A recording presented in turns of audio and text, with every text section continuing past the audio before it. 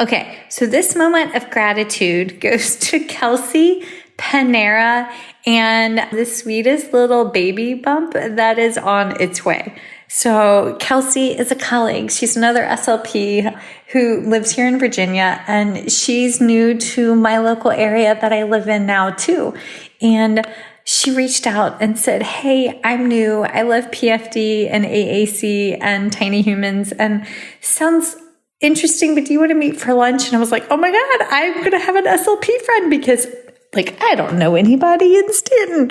And Kelsey, thank you for meeting me and being truly just a ray of sunshine and a light. And you're going to be the best boy mom ever. Remember, tuck it down, then put the diaper on. Otherwise the pee goes everywhere. But I am so grateful for your kindness because I was feeling very lonely and isolated from SLPs because I hadn't basically talked to another SLP since we moved. So thank you for your kindness and inviting me to Panera. That was so much fun and I can't wait to do it again. So there it is. Thanks.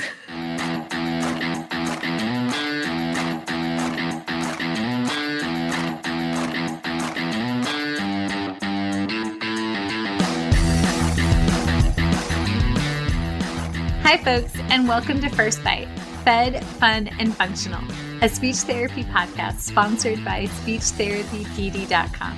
I am your host on this nerd venture, Michelle Dawson, MS, CCC-SLP, CLC, the All Things Peds SLP. I am a colleague in the trenches of home health early intervention right there with you. I run my own private practice, Heartwood Speech Therapy, here in Coletown, South Carolina. And I guest lecture nationwide on best practices for early intervention for the medically complex and fragile child. First Bite's mission is short and sweet, to bring light, hope, knowledge, and joy to the pediatric clinician, parent, or advocate. By way of a nerdy conversation, so there's plenty of laughter too. In this podcast, we cover everything from AAC to breastfeeding, ethics on how to run a private practice, pediatric dysphagia to clinical supervision, and all other topics in the world of pediatric speech pathology. Our goal is to bring evidence-based practice straight to you by interviewing subject matter experts. To break down the communication barriers so that we can access the knowledge of their fields. Or, as a close friend says, to build the bridge. By bringing other professionals and experts in our field together, we hope to spark advocacy, joy, and passion for continuing to grow and advance care for our little ones. Every fourth episode, I join in. I'm Erin Forward, MSP, CCC-SLP, the Yankee by way of Rochester, New York transplant who actually inspired this journey. I bring a different perspective, that of a newish clinician with experience in early intervention, pediatric acute care, and nonprofit pediatric outpatient settings. So sit back, relax, and watch out for all our squirrels and enjoy this geeky gig brought to you by SpeechTherapyPD.com.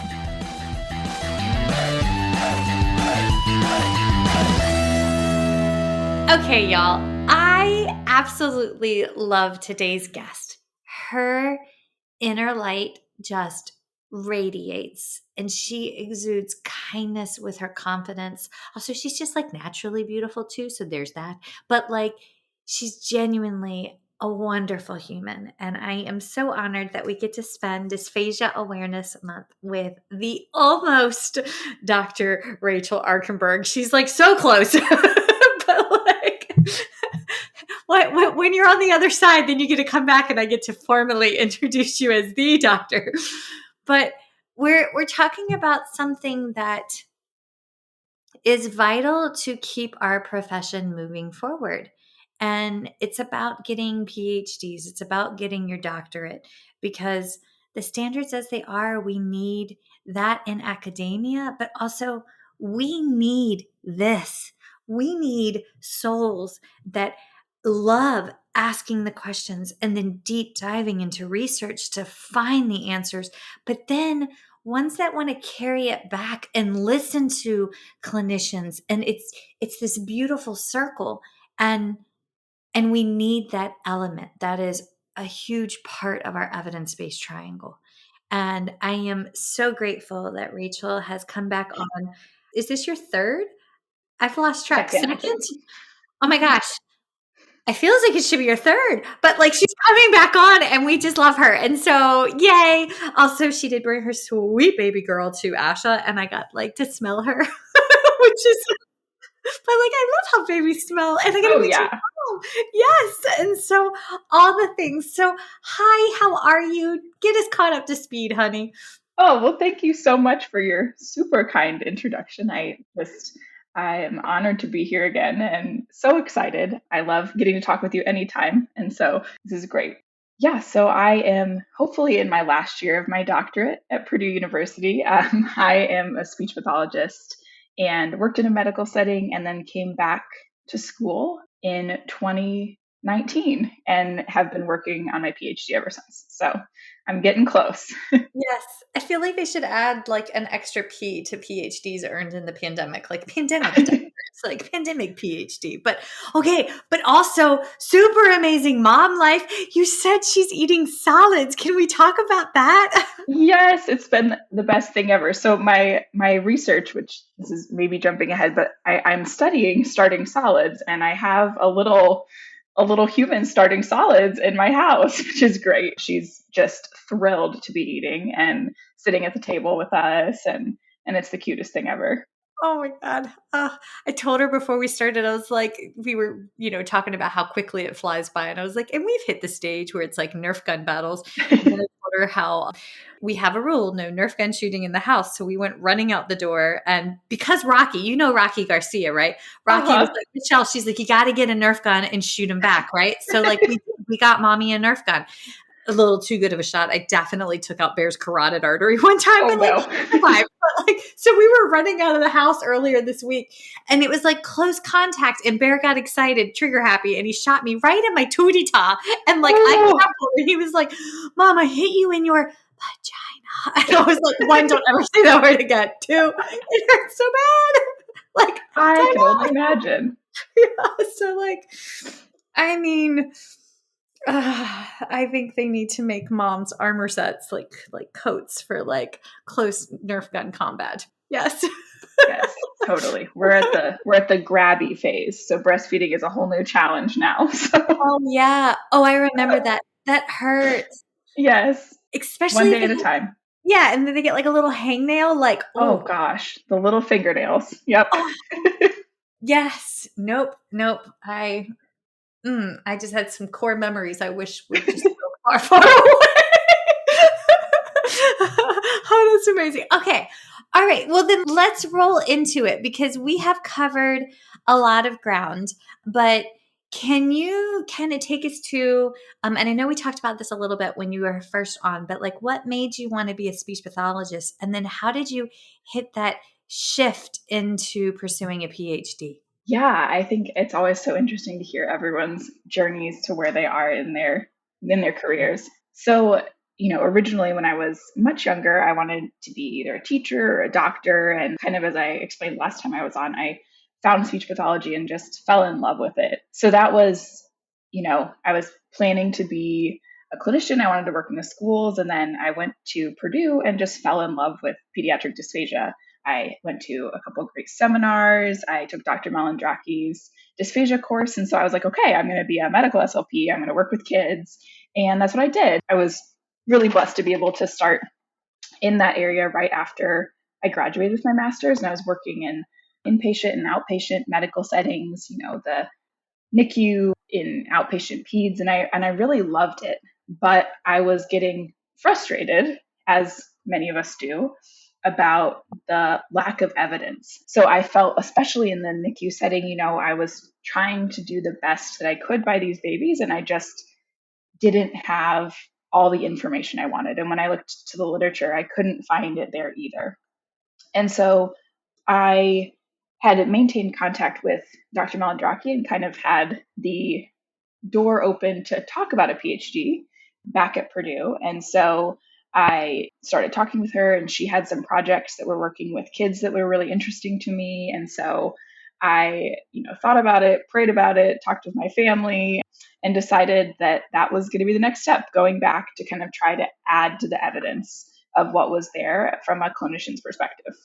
So, folks, when we're talking about evidence for what it is that we do, we need to put this in reference where the evidence for pediatric feeding and swallowing disorders is, to borrow Dr. Malandraki's phrase, it's still in its infancy.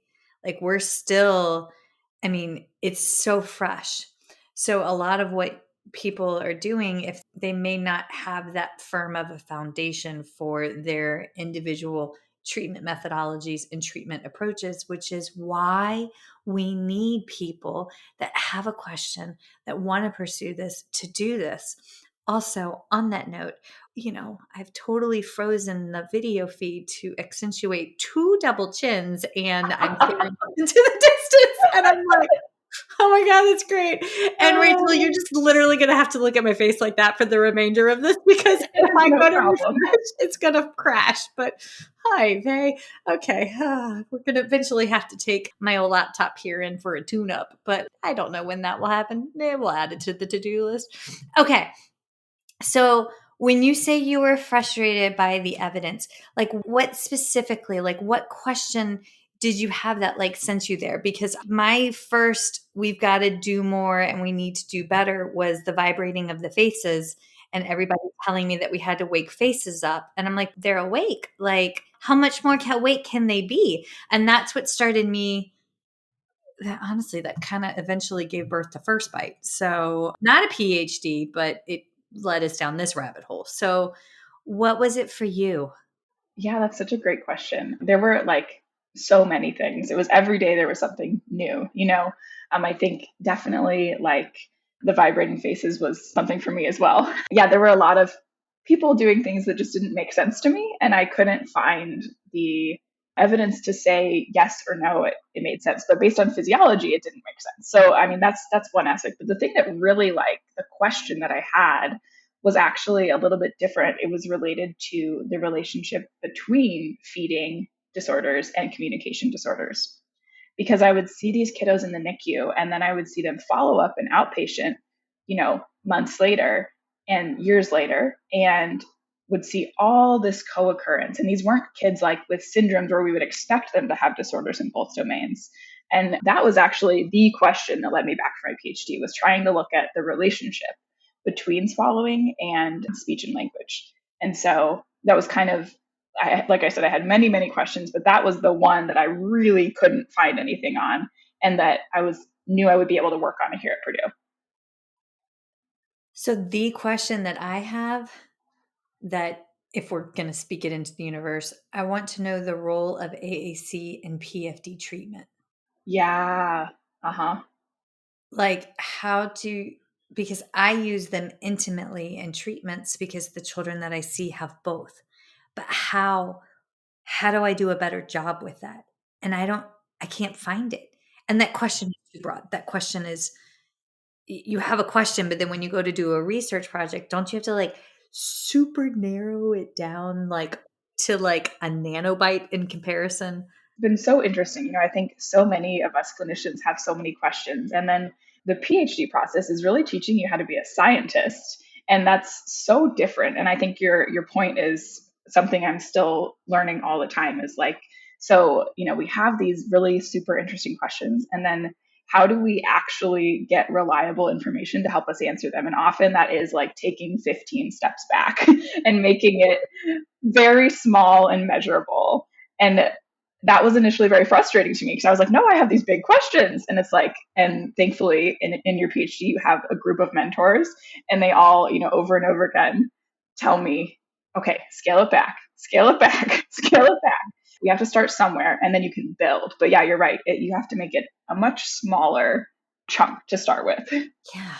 Michelle Theron, Dr. Michelle Theron, she's out of Florida State University. She talks about AAC, but she talks about making friends with AAC and like play. How do you play? And then she's like, but you can't just research, like play is too big. And so she had to like whittle it down to these tiny little, and I was like, but the way she described that, because it was just like, But like the combo of those two, yeah, no, this is one day. That's why when you pitched this idea to me, I was like, this is perfect because my soul needs to hear this again.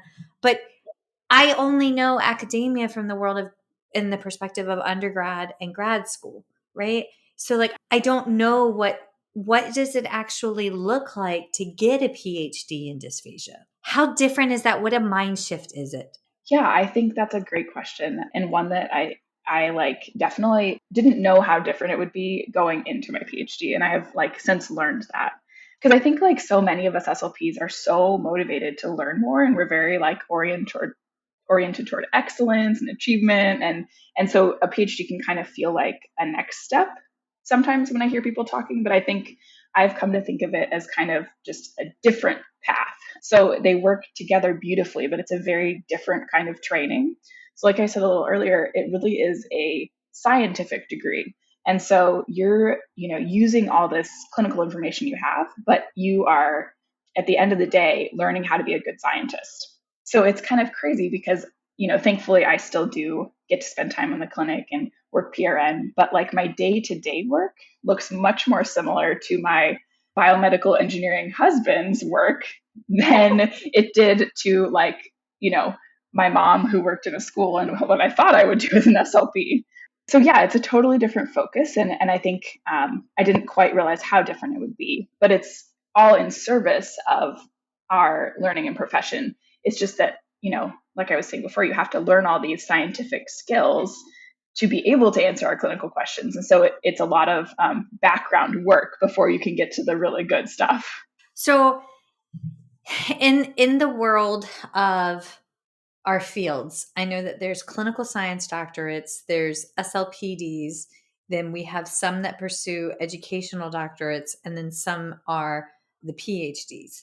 And the way it was explained to me was that in academia, in order to you have to have so many terminal degrees in academia according to like accreditation standards for faculty, right? So that's the PhD and a certain amount of like educational doctorates, but like at like smaller teaching schools. But at the same time, we have a lot of SLPDs and clinical research degrees. And I've had that explained to me because I've asked these questions, right? Like, where am I going?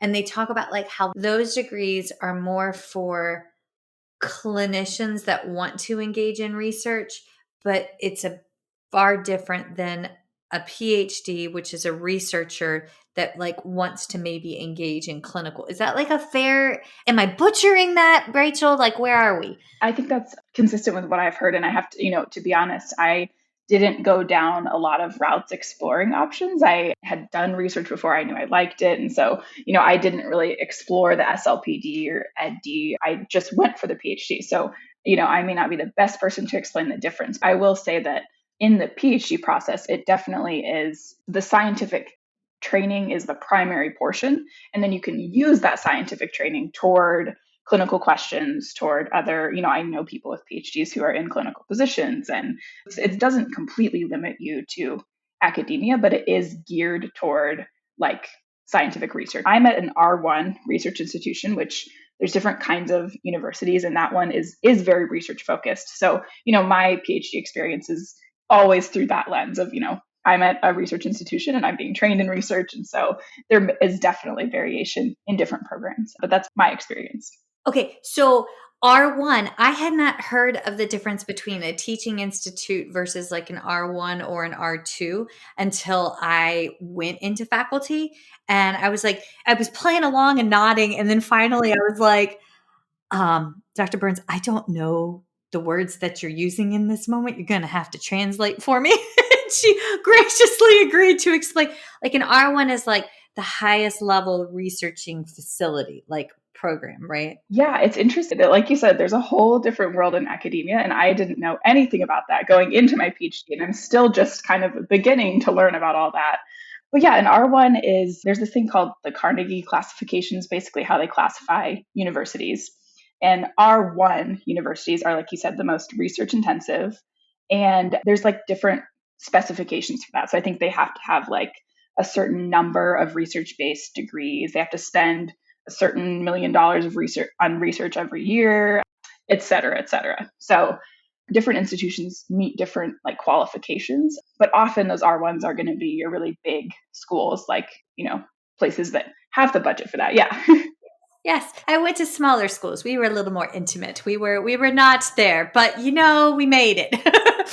I did my undergrad at a teaching institution, and I think every type of university has a important place. And I absolutely loved my education at the teaching university. So they're just different purposes, I think, Yes, but like, that's just it. Like to be fair, I'm the oldest of 5. And so like, I actually got my associate's degree first because there was no money for college. And so I didn't want to go away to a big school for those final 2 years because that was overwhelming and overwhelming for me. And so a small teaching school was perfect so folks, if you're listening to this and you're thinking about your doctorate, like, those are heartfelt conversations that you need to have. One of the other thoughts that I had was, and I toured like a couple years ago in between babies. No, I was pregnant with Bayer. I had this wild idea to go back to school and get a PhD here in South Carolina, at the University of South Carolina. But I was like pregnant with Bayer. And what made me think I could do that with a 2-year-old or an almost 2-year-old and pregnant? Like, that's insane. God knew what he was doing when he said, this is not the time. But I had a lot of questions about like, what do the different years look like? Because in my mind, I thought a PhD on paper would be like the master's, like you take these classes and then you have this rotation each semester. And I'm sure that varies wildly according to PhDs, but could you talk about like what your experience looks like? Because honestly, I really do want to go back, Rachel, but I'm scared to death I'm going to be up until midnight every night. And I am too freaking old for that. So help. Yeah, I'm very happy to share kind of my experience. And I think your insight is absolutely correct that I certainly thought it would be more like the master's program, and then was kind of surprised by how different it was. So yeah, I'll kind of walk through my experience. And like I've said, I'm at a big research institution with a fairly large PhD program. So there's a pretty established kind of path that we take, and this will vary wildly by institution. But if you're interested in your PhD and you're listening, these are like questions to ask and like things to look for in their PhD handbook. So for my experience, when you start your PhD, you are going to be taking some classes, doing some research, maybe doing some teaching. And the interesting thing is, instead of having like in at least my master's, you have a list of classes and you take these classes your first semester and these classes your second semester. For the most part, in my PhD program, it's been basically there are a few required classes that you can take over the course of several years, but most of the classes are anything. So it's like, what classes do you want to take to serve your research? Which, wait, as someone, I'm sorry, like you get to design the program kind of, because that sounds like it sounds like an a la carte buffet, and I am like literally hanging on the edge of my seat. Yeah, I mean, there are some requirements. Like I had to take a stat sequence. You have to take statistics, and I had to take a minimum of 3 statistics classes. So like that's a mandatory one and a tricky one. Like that was definitely the hardest piece, even though I like math.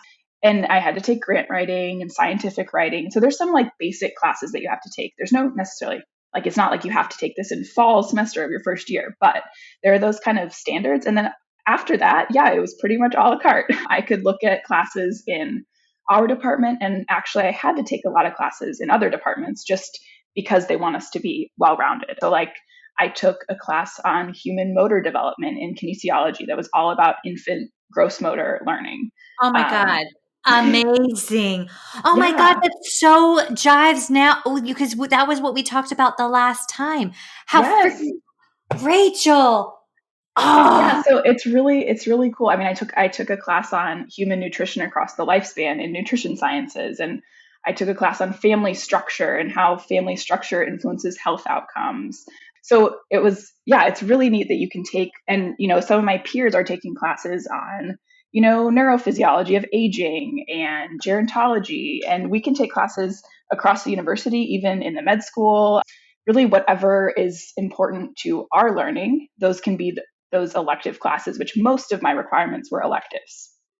So are those requirements at like a 600-700 or like a 700-800? Like, how does that work? So at our university, I believe 600 and above is what most of those requirements are.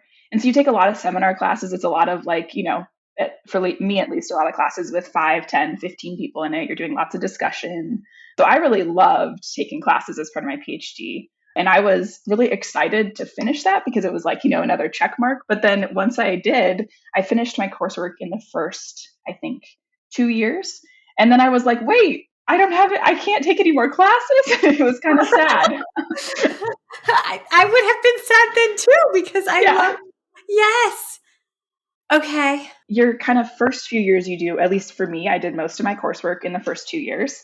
And that was, I did have the pandemic in the middle of my PhD. So I definitely did more classes earlier because I couldn't do human research. So I was just like, I'm just going to load up on all my classes, get them all done in those times when we were not able to have subjects in the lab. And then throughout that whole time, you're still doing research. So in our lab, we always, as PhD students, work at least 20 hours a week on research in our lab. Okay, so the 20 hours a week, what you say you do research, but like in my head, I'm imagining, this is terrible, but do you know the Muppets that didn't really talk, but they just beeped and they pretended they were scientists? So when everybody says they're doing research, that's where my inner brain goes, is the Muppets going with the beakers going beep, beep, beep, beep, beep. So like, yeah, help.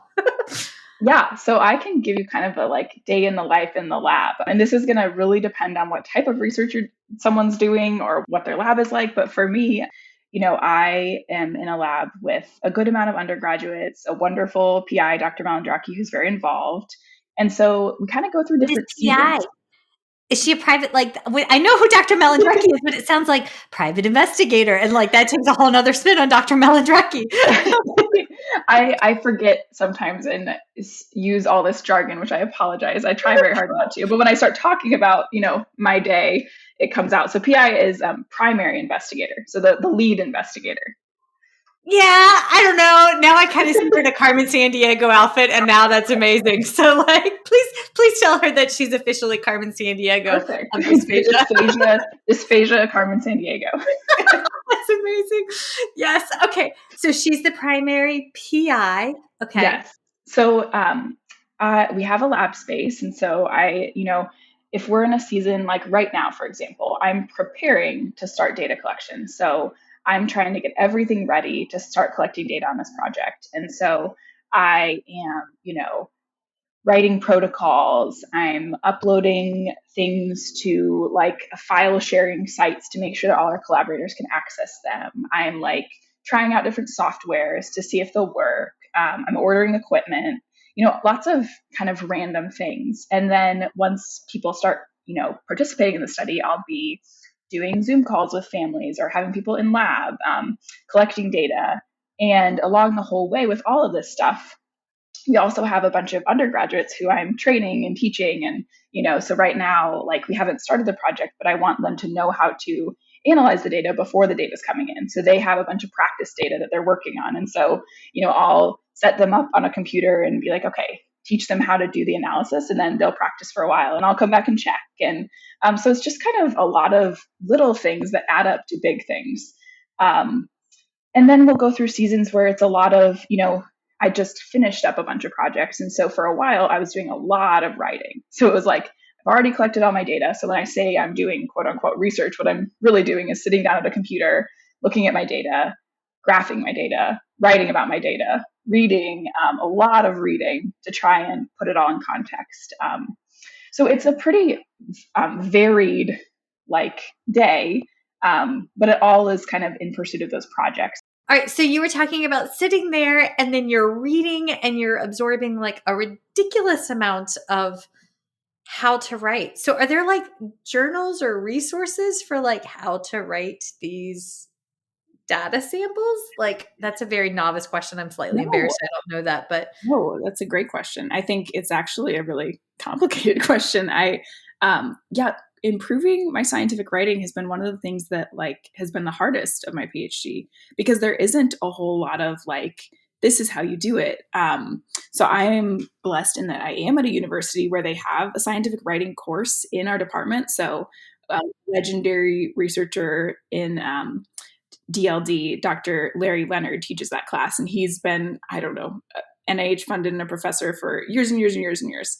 And so we're lucky enough that we have that class. But even with the whole class, there's still so much that goes into writing a scientific article. Like, I am a great clinical writer. I am very, descriptive, and I can write a narrative quite well, but communicating scientifically is a whole different skill set. And so that has been, a challenge. And this is where, in the PhD, the mentor-mentee relationship is super important, because they're the person who's going to be really helping you with that. So like Dr. Malandraki is the one who looks at all my writing, gives me all my edits and advice. And, over the years, I've gotten better incrementally, but she still has lots of feedback. And that's what really helps you grow, is that mentor. So that's why you want a really great mentor who will help you with that, because you definitely need a guide, because it's not a straightforward process to learn how to write scientifically, for example. I've gotten feedback that my writing is too emotional. And I'm like, well, I'm not writing scientifically. My purpose was to be emotional in my writing too.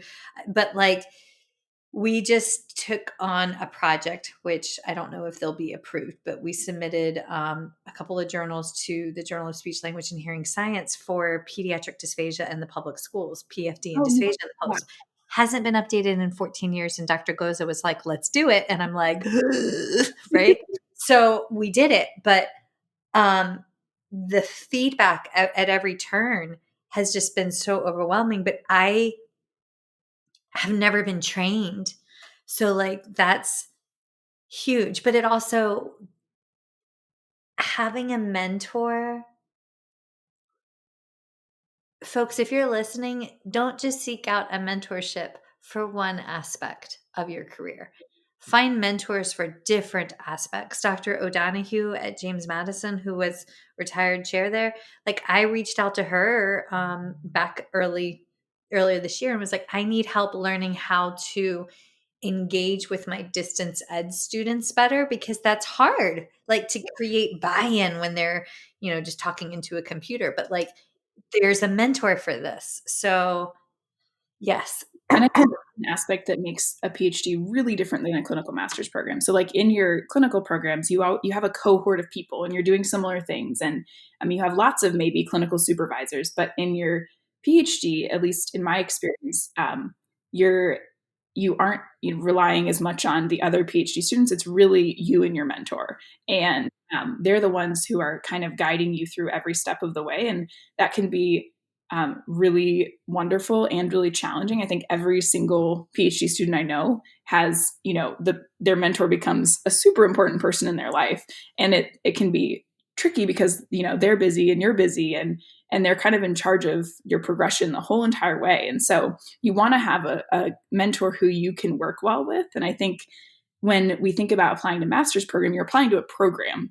But when you're applying for a research doctorate, you're really applying to a lab or a mentor. So the university may matter less than the individual person that you're going to work with, because they're the ones who are going to be teaching you about research, helping your writing, teaching you how to mentor, giving you access to things. And I think that's something that is one of the most fundamental differences, is that, yes, you do apply to your PhD to a certain program, but whether or not you get in at that program is really just going to depend on your mentor. And if you find a mentor, you want to talk to the mentor, and they may, you may like them, they may like you, but they may not have space in their lab. And that's nothing you could have done to make yourself a better candidate. It's just a matter of like resources.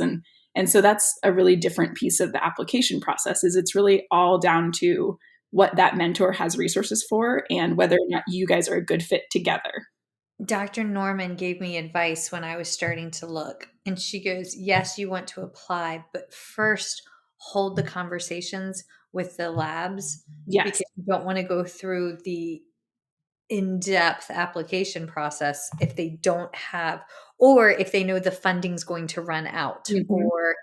And I was like, I was like, where is this information? Like, is there like a secret handbook on how to get a PhD? And she was like, no, you just pass it along. And I'm like, yeah. And that's why I'm glad we're talking about this, because I think it is really hard to know where to start if someone's thinking about it and doesn't have a connection, which is where, you think about access and equity and stuff. And yes.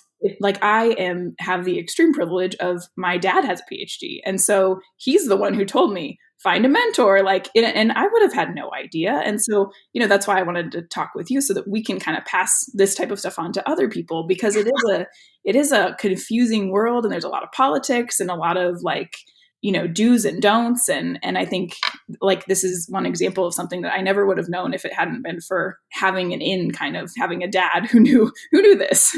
Yes. Yes. My parents have their college degrees, but they were the first in their families to actually obtain that. But this is a privilege, but you have to then forge away and then pass it on. Pass it along. Okay. So then how, and this is and please don't feel obligated. Wait, I just lost my mouse to answer the personal details on this. But one of the things that I got feedback on was, and for us, it's been, okay, but we have a mortgage payment and we had 2 children in daycare. And to be fair, daycare in Columbia, South Carolina literally cost more than our mortgage payment did, which is a whole nother conversation on equity that I don't have time to go down. But I think humbly daycare should be free, and it should be well educated and well funded. And that's a way to keep women in out of the workforce. And I will go there and then digress. But how about the budgeting? Is there funds? How is it paid for? Because that's a fear. That's a huge unknown for a lot of people. Yeah, I'm so open about this and happy to talk about it. I know a lot of people are not, but I think if we don't talk about it, how can we ever pass on? How can people do this? Because it matters. Okay, but also, aren't you this came up? Now you got me fired up. This came up in class the other night where the students were one of them called me Ms. Dawson. I was like, please just call me Michelle, because you're going to be a colleague in 3 months. But what?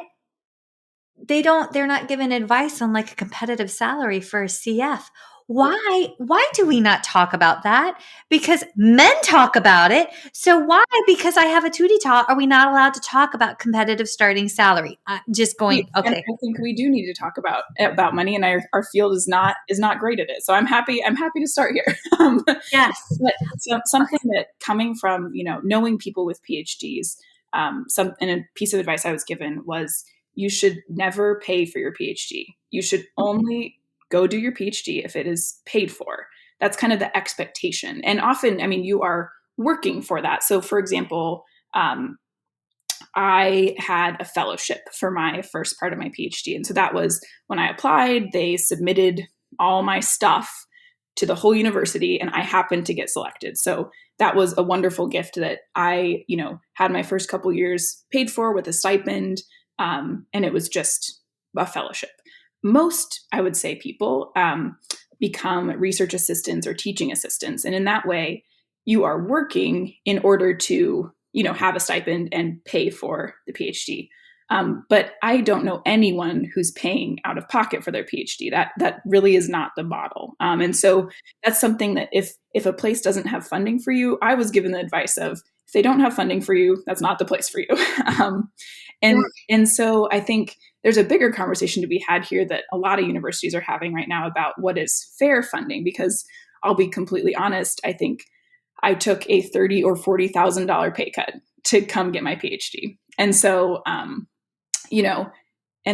it's not like I was making a crazy amount of money as an SLP. It's a pretty, I feel very blessed that my PhD has been paid for and that I am being paid, but it is a very low salary compared to a clinical SLP. And I think that's a big barrier of why we don't have many SLPs in our field, is when you're able to make a good salary to say, okay, I'm going to take a huge pay cut and go back to school full time. That's a really, just many of us don't have that option. And my husband and I were both working on our PhDs at the same time. So because we had dual income, and we had already bought a house, we'd already bought a car. So that was able, and we live in the Midwest, which is really reasonable.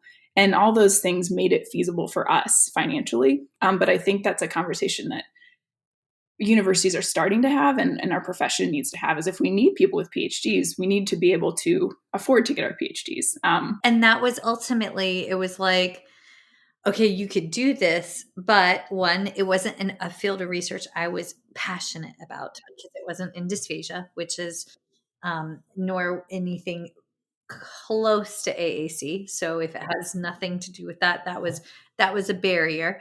And then two, with Bear on the way, like knowing that our daycare expenses were going to jump by $600-700 a month, like we just, and the South is not, I mean, it's less expensive to live than like, for say, like parts of Virginia, but at the same time, like this is also, folks and editors, please don't edit this out. In the course of Rachel's and I's conversation, the lenders just called about like the pre-approval on the mortgage. And I was like, Rachel, I love you. We have to take this call for 2 seconds. So like the first half of this lecture had a whole lot of edits in it to celebrate life. And she's given me grace. So thank you. Of course. But like, those would have been impossible. Absolutely. Yeah. And I mean, we had our first child while I was doing my PhD, am doing my PhD. She's 6 months old now. And we live near family intentionally because we are not paying for childcare.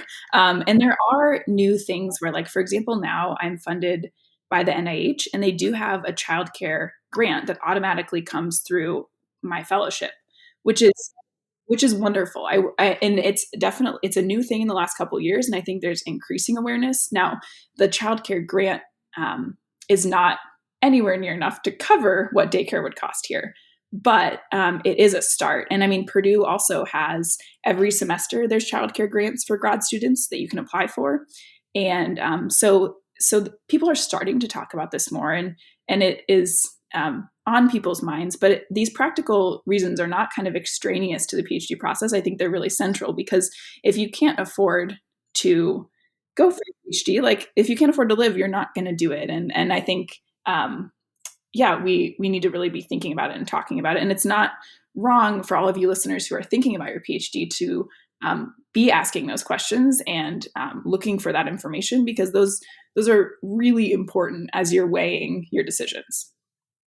So then what about the ones that have families? Because I know I've talked to colleagues that already, whether they have their own biological children or they're raising someone else's, or they are taking care of aging parents, because that, I mean, you might have gotten your humans out of your tiny, not so tiny humans up and gone. And now you're, I don't know, just turned 40 and contemplating the next step in your life.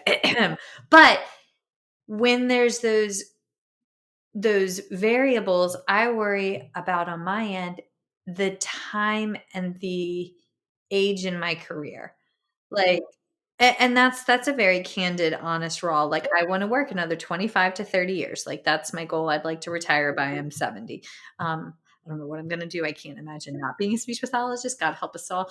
My husband, they're like, she cannot. We attempted me being a stay-at-home mom for the pandemic, and I think I repainted every room in the house at least twice. So like, it's not good. It's not good. But how much time does it take, like, truly, to get a PhD? So that's a good question, and unfortunately, I don't have a great answer. That sucks.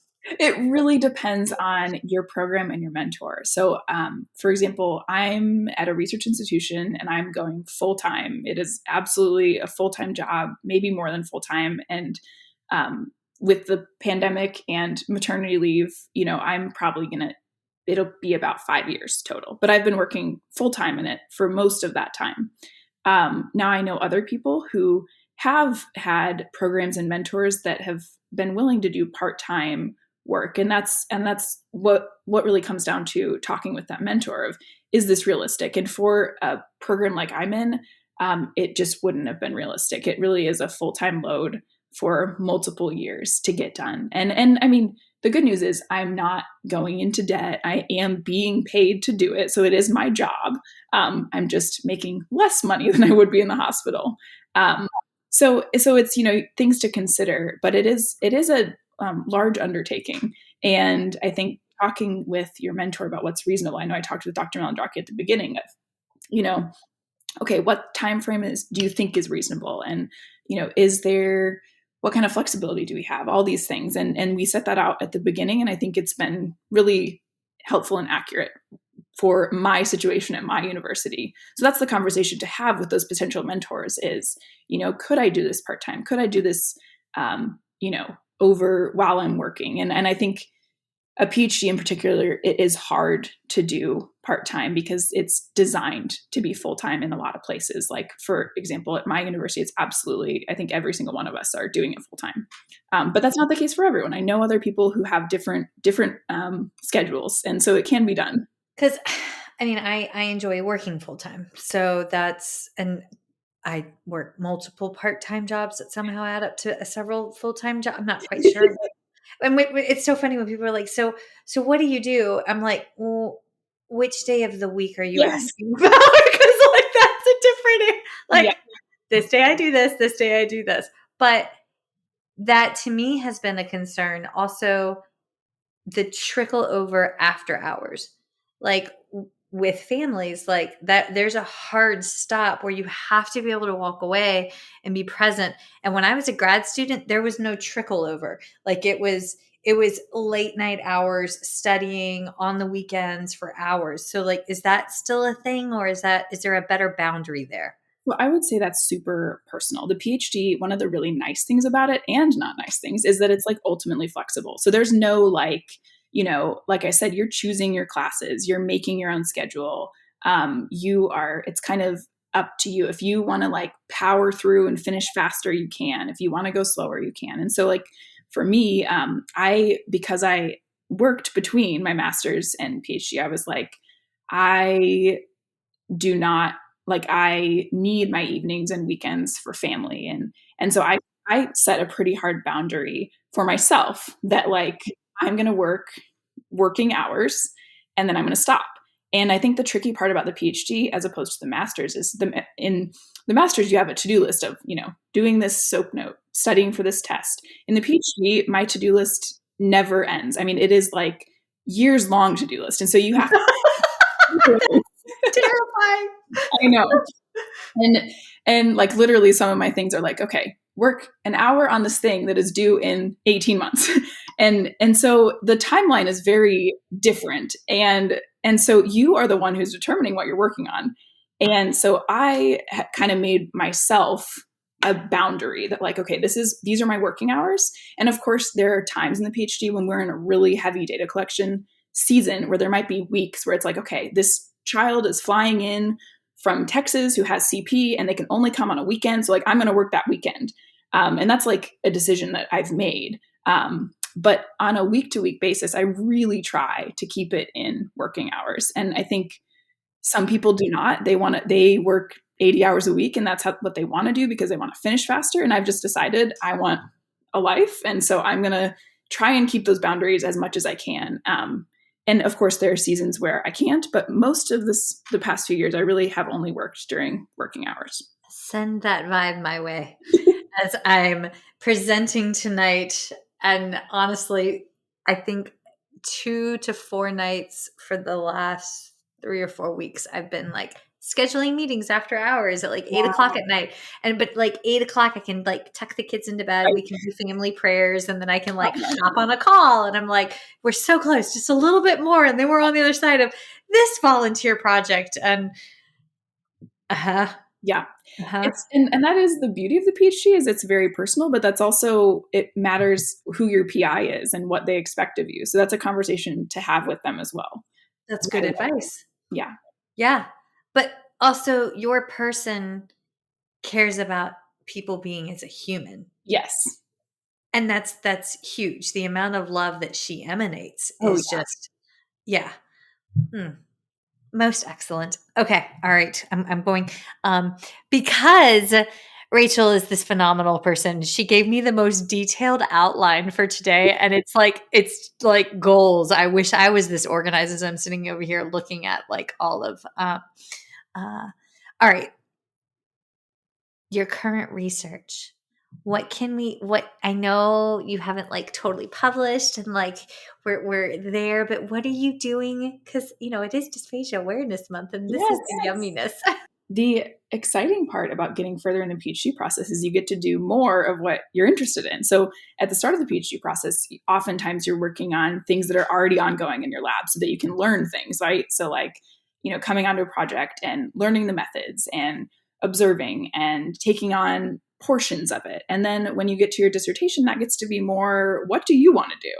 And so, I am starting to work on a project on kind of the question that I said brought me to my PhD. So I'm looking at the relationship between feeding development and communication development in infants. So like right as they're starting solids and starting babbling.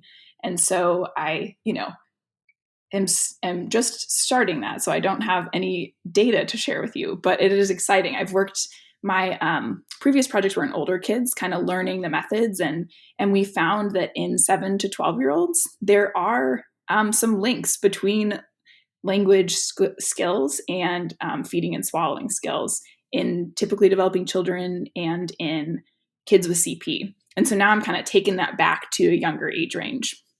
But the data that we have, like I said, I just finished a whole season of lots of writing, and so that hopefully should all be being published relatively soon. And what we found was that even though kids use different amount of muscle activity for speaking and swallowing, they do some of the same patterns. So like as they do more complex tasks, like for instance, chewing a giant pretzel rod, something a little more challenging, or repeating a whole sentence, that's a more challenging task.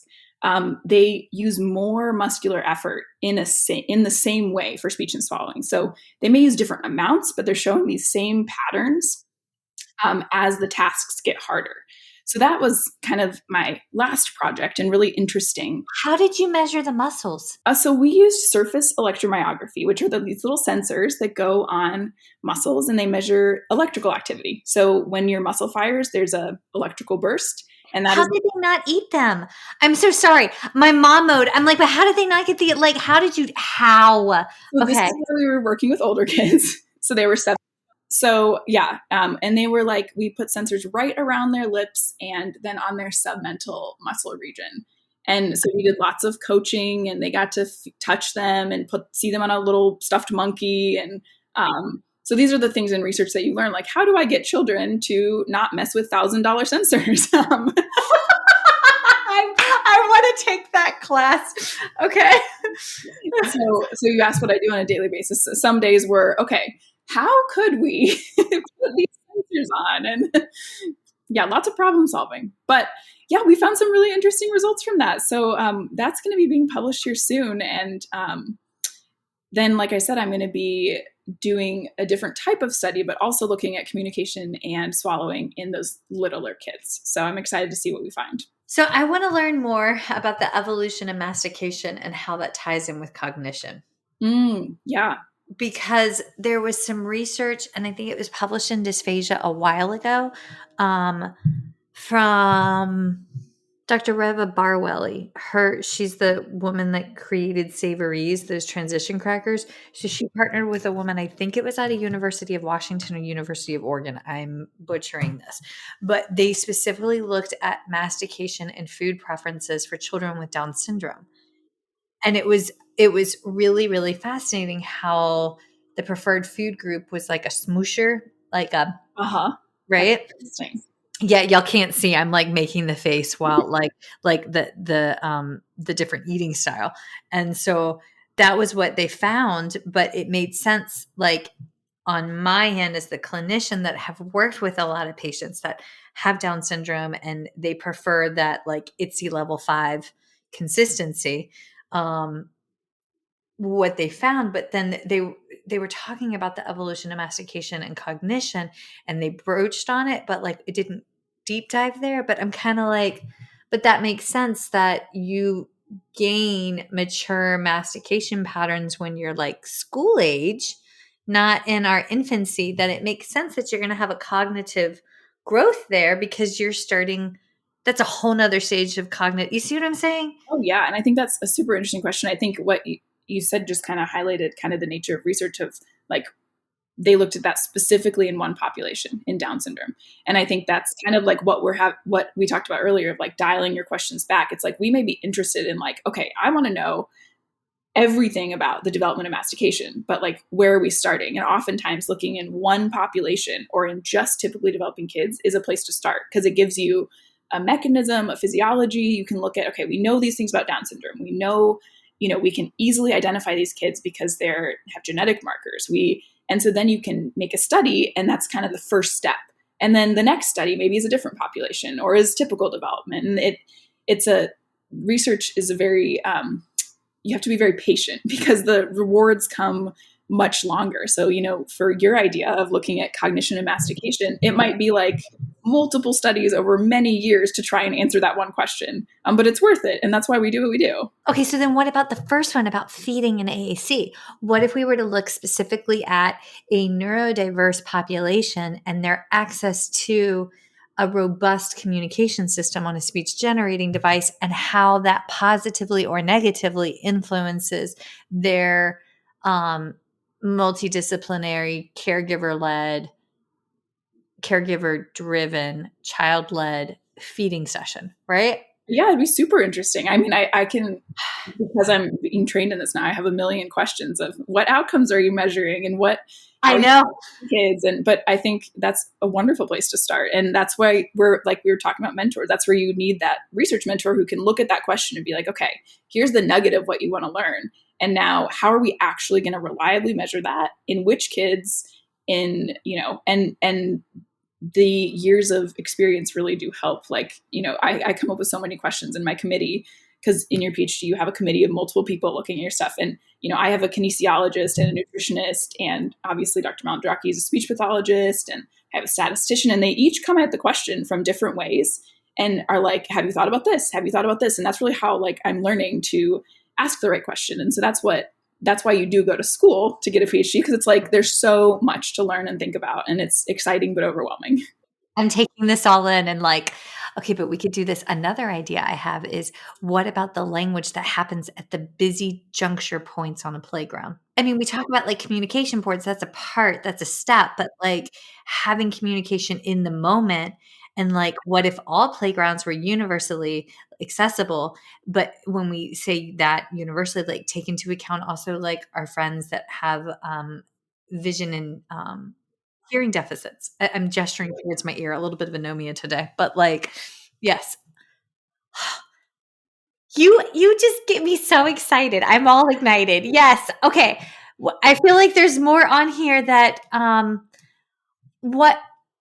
walk away. When somebody walks away at the end of today, what do you want them? And they're like, I am frustrated about this act at work. I heard Louisa Ferrara. She's on the committee. She was doing a presentation on CPAP. She's sorry, Rachel and I are on the PhD committee together.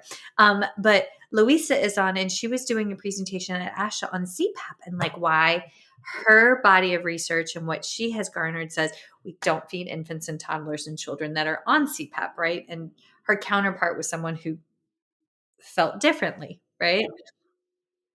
But yes, so not touching that with a 10-foot pole, we will have, I'm going to ask Louisa when I build up the confidence to come on to talk about that.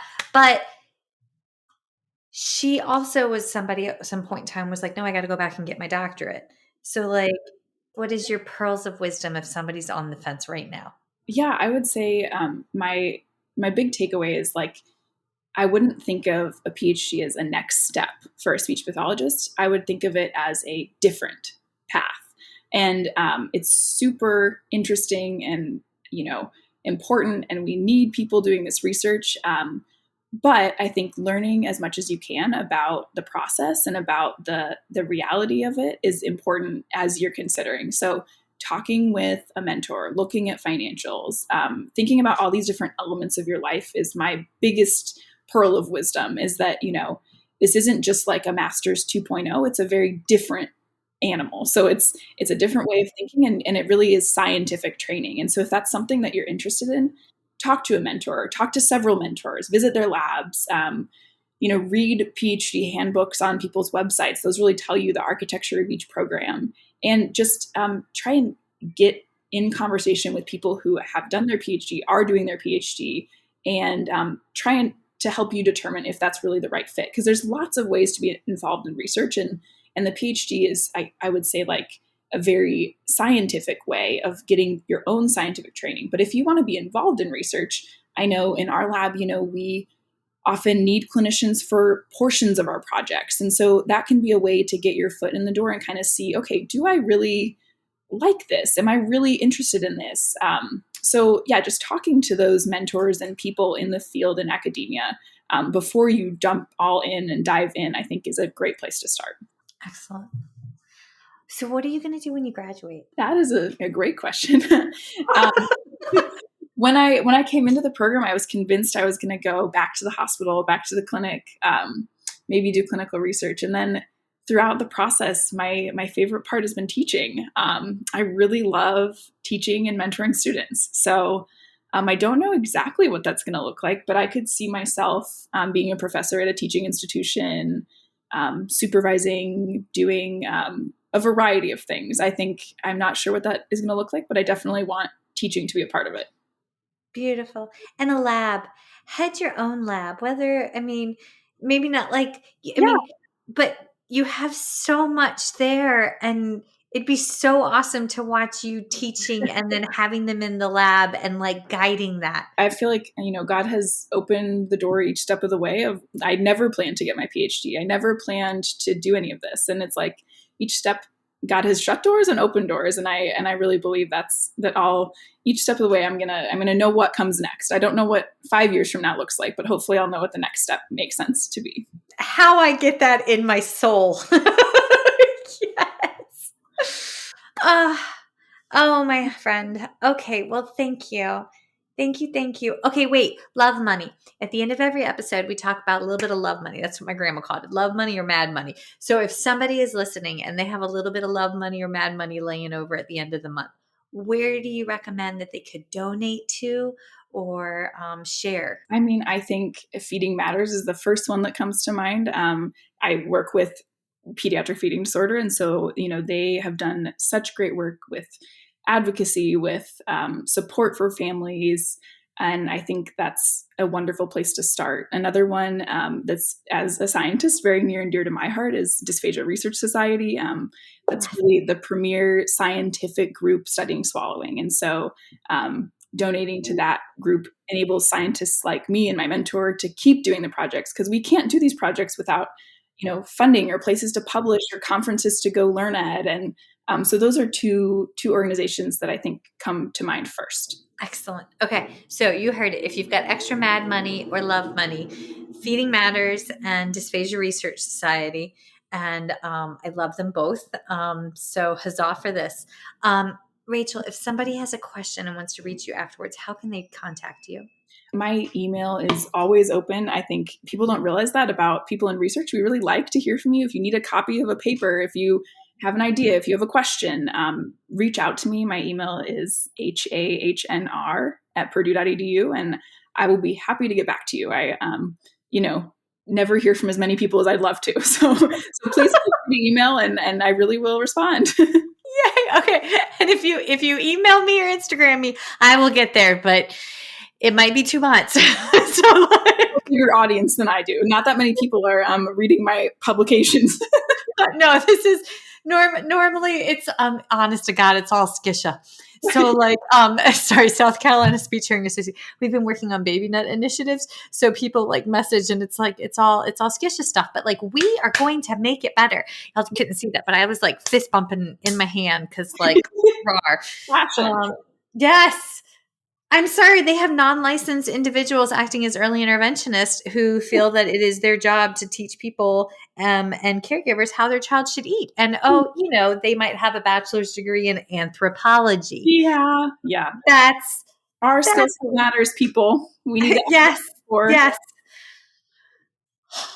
Okay. So on that note, hit us up on First Bite Podcast on Instagram, on First Bite Podcast on the Facebook page. And then, we love it when you pop on over to First Bite Podcast on the Apple Podcast and hit 5 stars and leave a kind and gentle review.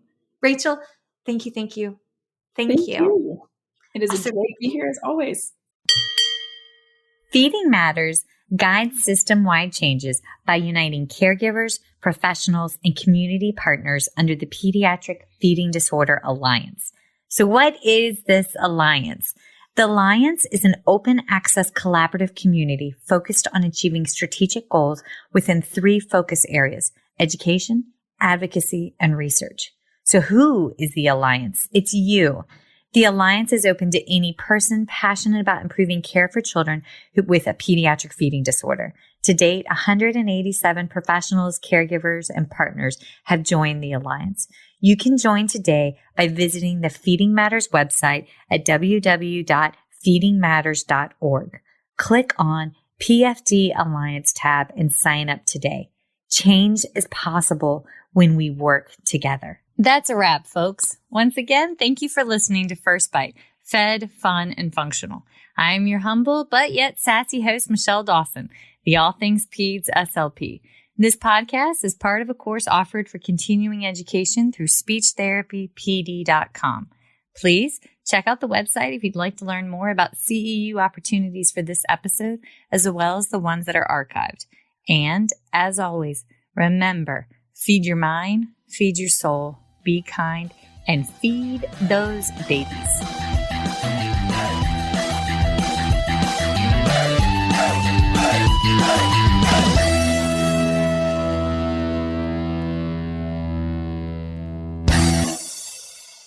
Hey, this is Michelle Dawson, and I need to update my disclosure statements.